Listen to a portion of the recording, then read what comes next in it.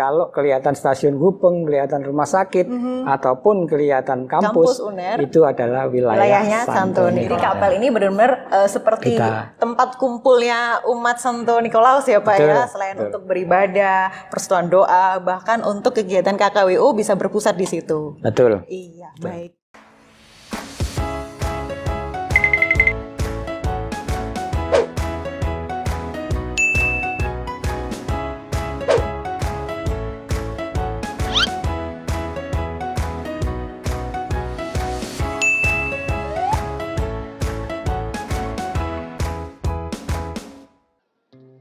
Baik Bapak, tentunya banyak sekali ya kegiatan yang sudah dijalankan oleh umat wilayah Santo Nikolaus. Dan tentunya Pak, kalau kita bicara mengenai pelayanan dalam suatu lingkungan, wilayah atau gereja ya, lebih banyak umat ini mengenal, saya melayani sebagai asisten imam atau sebagai putra altar, paduan suara. Kalau beberapa juga bilang ternyata menjadi seorang ketua wilayah itu juga suatu pelayanan, betul nggak Pak? Betul. Nah, tentunya apa sih Pak yang membuat Bapak ini terpanggil untuk melayani gereja, ya, khususnya di wilayah?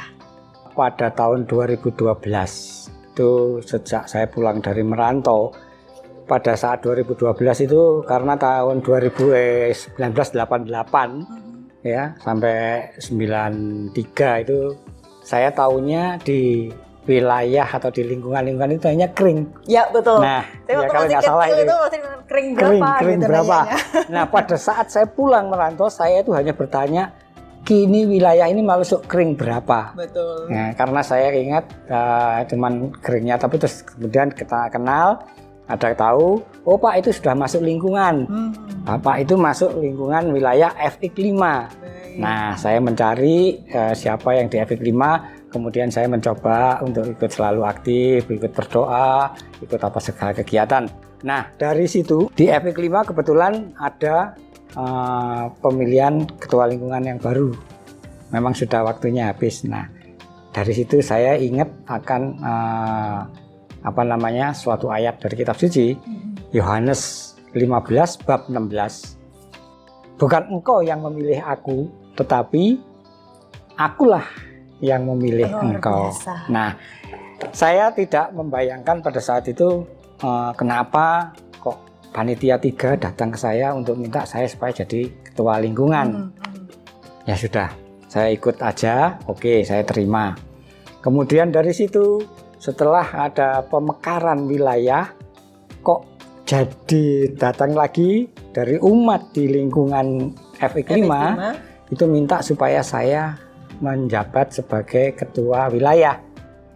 Akhirnya oke, saya terima, tetapi saya hanya sebagai PLT. Baik, pelaksana tugas ya. Pelaksana tugas karena itu 2014. Baik, 2014. Pertengahan 2014 pemecahan itu. Kemudian dari situ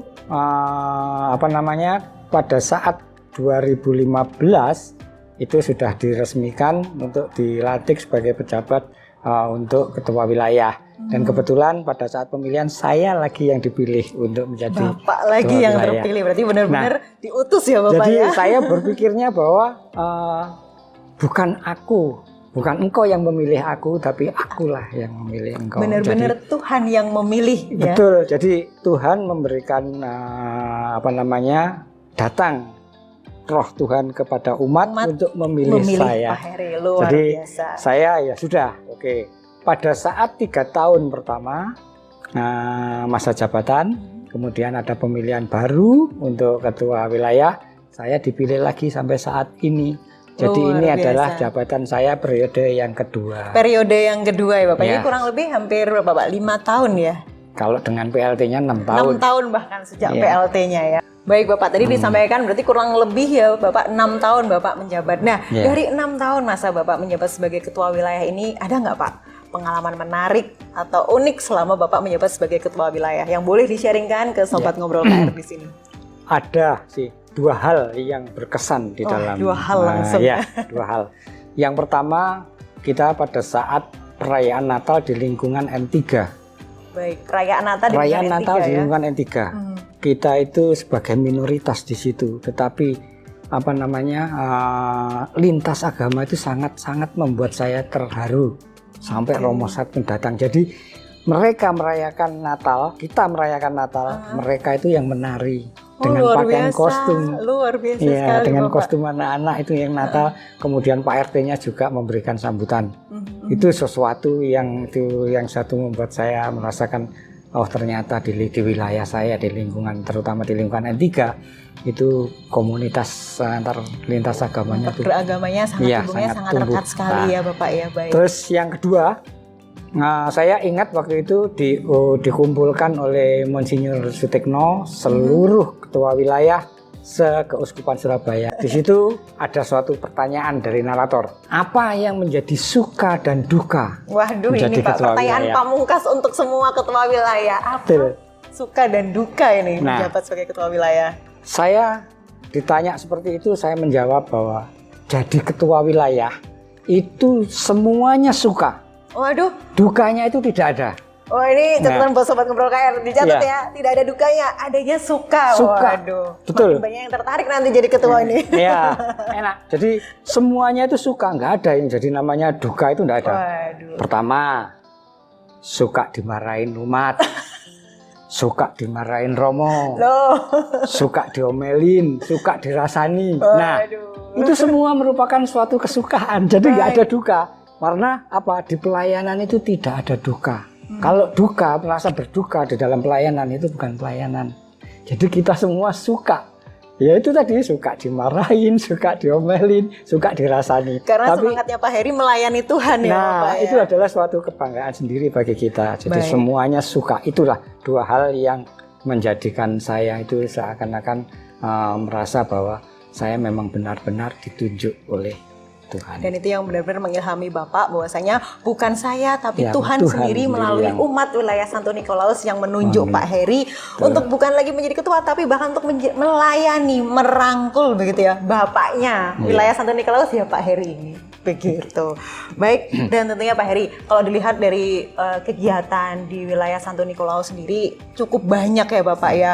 Ada yang menari, ada yang paduan suara, persekutuan doa, dan tentunya itu di masa normal. Sedangkan saat ini kita semua tahu bahwasanya penduduk dunia, bahkan kita juga sendiri di Paroki Kristus Raja tengah mengalami pandemi COVID. Untuk kegiatan-kegiatan ini bagaimana Pak? Dan bagaimana Bapak menyikapi pandemi ini, strategi Bapak dan juga kegiatan umat di wilayah Santo Nikolaus? Memang pada saat ini banyak sekali umat di wilayah Santo Nikolaus itu menginginkan bagaimana kita itu tetap bisa berkumpul. Mereka selalu mengendaki kita harus berkumpul, kita kepingin ini, tapi saya bilang bahwa situasinya tidak memungkinkan. Iya, betul. Jadi saya hanya menyapa mereka untuk melihat kesehatannya mereka itu bagaimana melalui grup WAG. Luar biasa. Iya. Dicek satu persatu Pak kesehatannya atau gimana itu Pak Ya, Heri? ini kita punya strategi untuk pengecekan istirahatnya. Jadi saya selalu memposting semua apa yang disampaikan oleh paroki.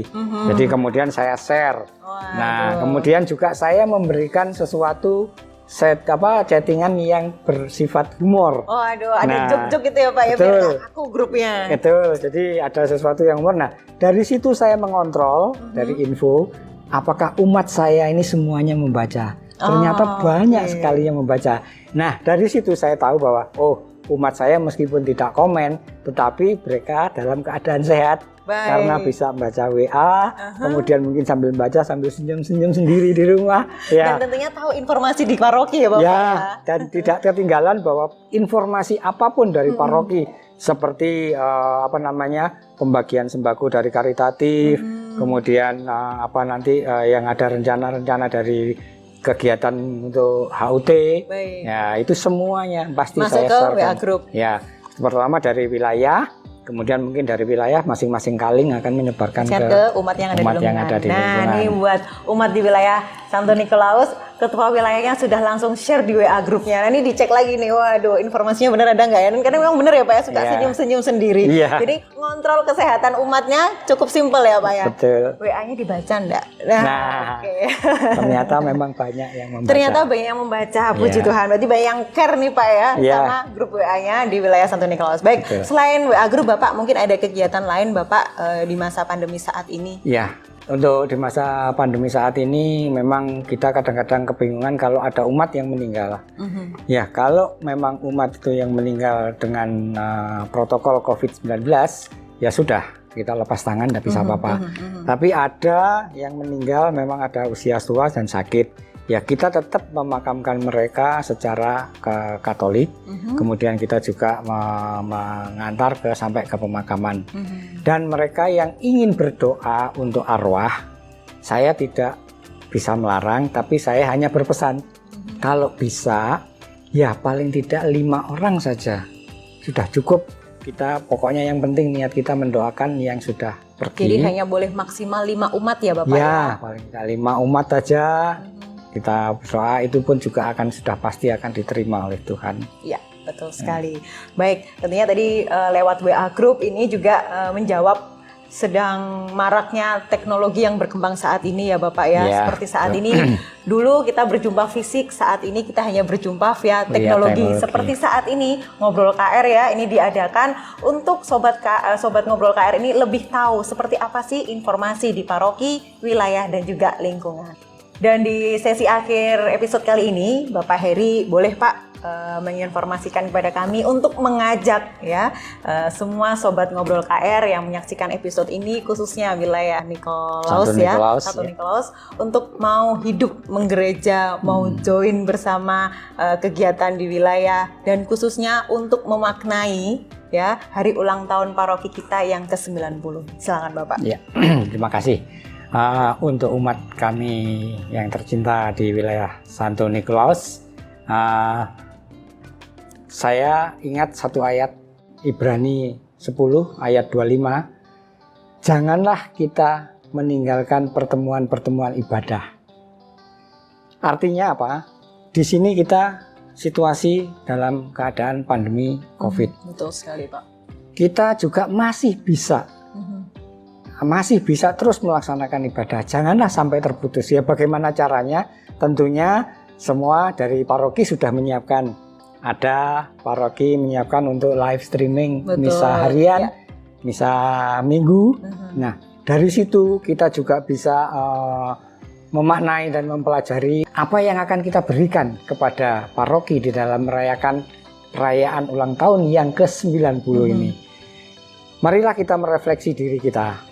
Ya, kita merefleksikan ke diri kita, apakah kita itu benar-benar sudah maksimum, katakanlah, apakah sudah dengan setulus hati kita itu benar-benar melihat sejarah dari 90 tahun paroki kita, apa yang sudah kita berikan.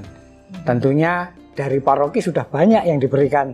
Ya, dengan situasi masa pandemi seperti ini, kita disiapin untuk tidak repot-repot harus datang ke gereja. Kita cukup di rumah dengan perayaan mempunyai altar kecil, kita bisa merayakan Ekaristi. Tetapi sekarang kita memikirkan apa yang kita berikan kepada paroki. Marilah kita merefleksi diri kita, upaya kita bisa memberikan apa yang terbaik buat paroki kita.